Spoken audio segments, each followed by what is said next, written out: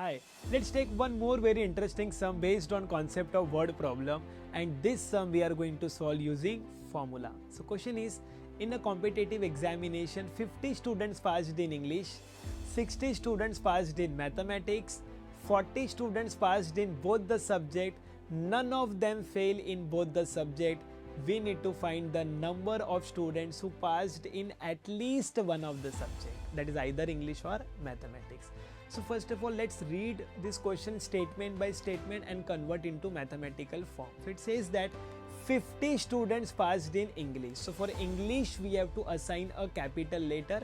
We can use initial letter, that is E. So we write let E be the set of students who passed in English, and since 50 students are passed in English, we write in mathematical form n of E is equal to 50.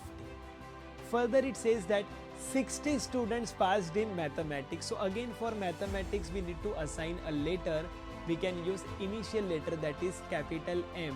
So we write let M be the set of students who passed in mathematics.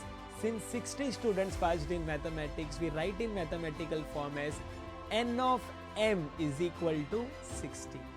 Further it says that 40 students passed in both the subjects. So as we have discussed earlier, whenever we come across with words like both and, it means intersection.